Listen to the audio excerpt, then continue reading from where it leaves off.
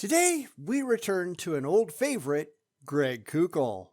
Why? Well, for a couple of reasons. Mostly that we can always use a good laugh. We haven't looked at a more obvious con man in a while, and that's always a good thing to keep in mind. So, let's go visit Stands Against Reason and see what's up.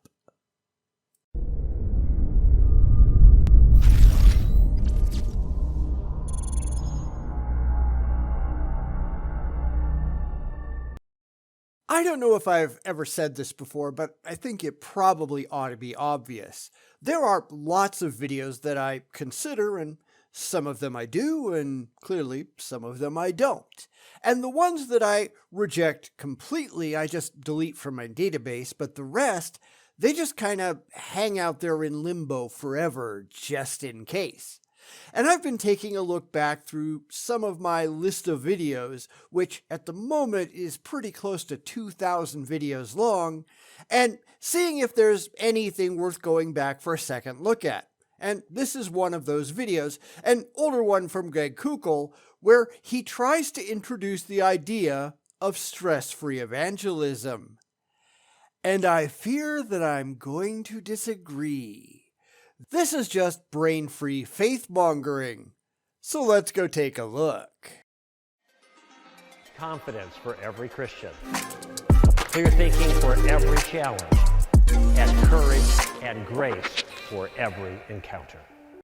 I know I'm nitpicking. I don't think they even use this intro anymore, but I don't think that any of the things they say there are actually true. It's just a marketing ploy, nothing more. But none of that stands up to any kind of critical scrutiny whatsoever. This is just, see, aren't we great? And my response is, no, not even close. But that's not what we're here for, is it? So let's stop wasting time. When we think about a tactical game plan, in other words, how we go about engaging someone in a thoughtful, careful way that allows us to stay relaxed and keeps us from getting in trouble. In other words, keeps the risk level low. What I have in mind is a multiple-step process. I think you're misreading the entire situation. When you go out and get in somebody's face with your beliefs, and I know that's putting it confrontationally, but essentially that's what evangelism is. It's trying to get somebody else to change their mind and adopt your belief structure. And when it comes to religion, let's be honest, they don't have any rational way to present their case such that an intelligent person would make such a change logically or rationally. But at the very core, they're trying to talk you into changing your mind about something which reasonably ought to be fundamental to your life. Now, we've seen in previous STR videos that they're just preparing their students to fail right out of the gate. Why? Because they aren't equipping them with any actual facts that stand up to critical rigor. It's just, but my fifis! And I think they're just doing it all wrong. The first step is to gather information. And we can use some form of the question, what do you mean by that? It doesn't work so well when you just reverse it though, does it? I can't tell you how many times I've asked the religious that question or variations thereof, and they're just left standing there like a deer in the headlights. They don't know because they have no clue how to think other than believe what you're told and don't ask questions. Yet that doesn't get you very far in a discussion with somebody who doesn't share your basic preconceptions, does it? I mean, really, how many times have you been in a discussion with a theist and all they can do is throw Bible verses at you? And you really have to ask them, why are you doing that when you know that I don't accept your Bible? And they don't know what the hell to do with that. It's why they will tell us that we already believe in their imaginary friend. We're just lying because we want to sin or some stupid crap like that. We are telling you that we don't believe. Yes, you do. You just can't win against these people who think they know more about you than you do yourself. The second step is what I call reversing the burden of proof. Now, the burden of proof is the responsibility someone in the conversation has to give reasons or evidence for a view. It figures that he doesn't know what it actually means. So let's help Greggy Poo out here a little bit.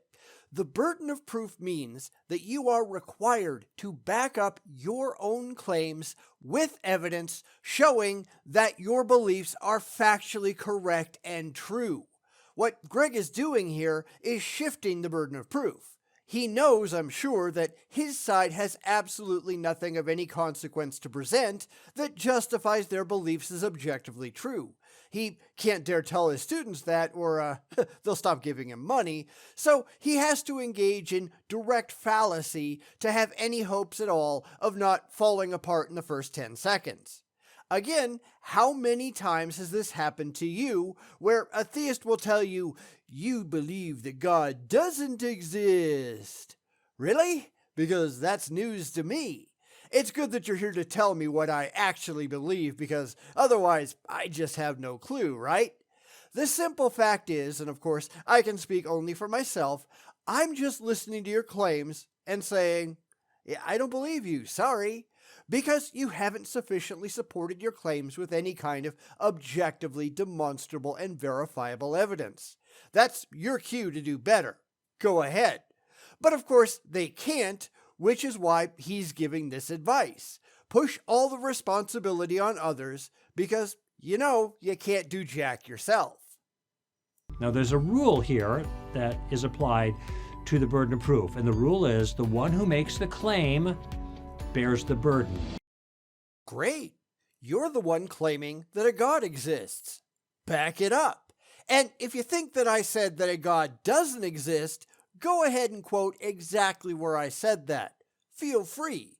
If you've watched some of the religious wingnuts that show up in the comments, you'll know how many of them have tried this, and the second that I point out that they can't show that I'm actually saying that, they either change the subject or just run away. Because that is a claim right there. You are claiming that I'm doing a thing. Prove it. Of course, they can't and they won't, because this isn't about accepting your own burden of proof, because they can't possibly do that. It's about trying to get around the requirements to put up or shut up. If somebody says the Bible has been changed, or God doesn't exist, or Jesus didn't exist, or there are no miracles, it's not your job as a follower of Christ to jump in and show where the other person is wrong.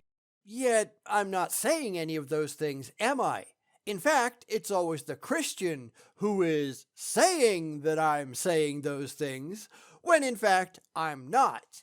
I am not making any positive claim, and I've seen this happen so often from the religious that I'm very, very careful to avoid saying anything anywhere remotely close to that. I might screw up from time to time. I'm just human, but you'll notice that I don't say, there are no gods. I say, I have seen no evidence that any gods exist. If you want to prove that wrong, go ahead and present some case where I actually said that in any of my videos. Go right ahead, because no matter how many times I've seen Christians claim to have evidence, I've never actually seen any. I've seen claims, I've seen faith, I've just never seen any demonstrable evidence. Maybe give that a shot sometime. It is rather that person's job first to show why he or she is right. And that goes for you too.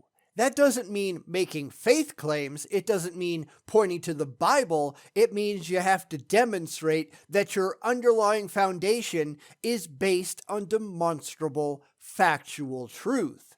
And this is where all theists fall down, because they're just assuming that all of their beliefs are true. Why? Because they want them to be. What else? That just doesn't make it so. They need to start at the beginning and justify these positions, and we all know that they can't.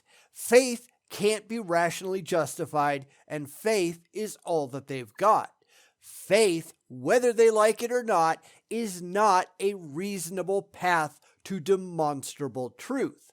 And this is why Greg is playing these games. He's trying to give his students a fighting chance, and he's really doing a piss-poor job at it, isn't he?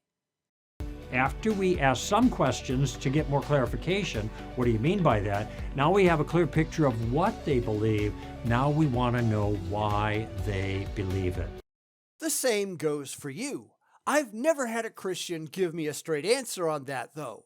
Well, actually, that's not exactly true. There have been a few who have told me that it makes them feel good. And that's probably pretty honest. It just doesn't mean anything. Most of them just tell bullshit stories. I had an experience. I felt the Holy Spirit. Yeah, really? Prove it. These are all claims that you are making, and it rests entirely on your shoulders to prove that it's true. You might have had an experience, but the interpretation that you're attaching to it, that's what you have to prove is real. You can't just say, I felt the Holy Spirit. Really? How do you know that? How do you prove that? That's the problem, and that's what you're having problems doing. They just keep digging the hole deeper and deeper with absolutely no understanding of what's required to get them out of it. And that's why these things just don't go very well for the religious, because they're just not that bright. This is where some form of the question, how did you come to that conclusion, comes in. I agree. That's why I spend a lot of time asking them, how do you know that? Followed by, how did you verify that your position is factually true? They just don't have anything intelligent to say in that regard, and that's kind of the problem if you think about it, but of course they never do. This isn't about truth, it's about comfort. They just like the idea of a magical man in the sky watching over them, and their thought processes never go beyond that. Everything they engage in is bald rationalization. It's not being rational. It's why Greg is trying so desperately to get around their requirements, because he knows that they've got absolutely nothing. He spends all of his time trying to convince people that their beliefs are not as absurd as they clearly are. It's how he makes money, after all. What are your reasons for saying that? How do you know that's the way it really happened? Do you have any evidence for that view? I'm interested in finding out. So are we. It's just that you've got nothing at all to present. We spent all of our time asking, where's your evidence? And they don't really know what that word means, do they? They've been told that evidence is anything that gets them to the conclusion that they want to reach, but that's not it. Evidence is the available body of facts or information indicating whether a belief or proposition is true or valid. We don't care how you feel. We care what you can prove. Prove something. Your wishes and your dreams just don't count. Notice with this second step of the game plan, we are in a sense doing the same thing as the first step. We are gathering information, but we're gathering a different kind of information. First, we get clarity on their point of view. Now we want clarity on why they believe what they believe. You notice just how much he's projecting here, right? Because we've been trying to do that to them forever, and they don't know how to answer these questions in a way other than, because I want to. You have to be able to do better than that. Every single step that he's gone through has been completely fallacious, and I'm sure that their game plan hasn't changed one bit. This is why we make fun of apologists, because they're not willing to follow their own advice. When are they going to answer these questions credibly?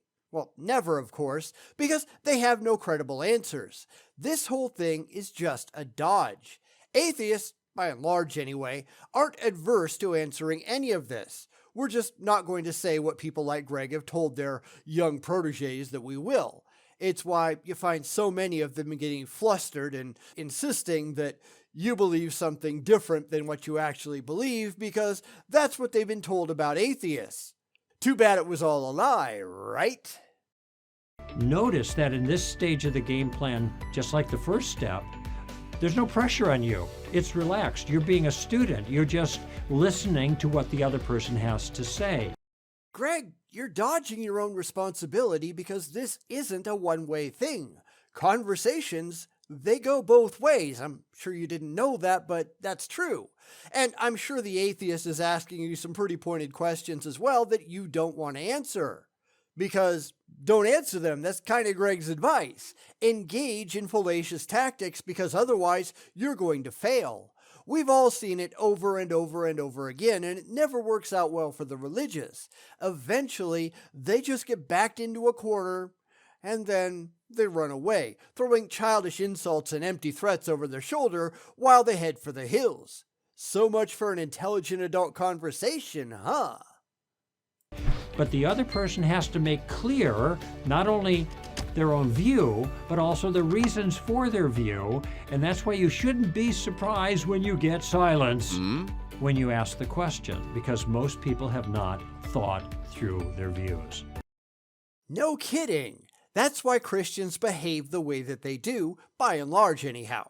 Everything that Greg is saying here applies far more to his own side because Greg, like most theists, is just projecting his own failures onto others.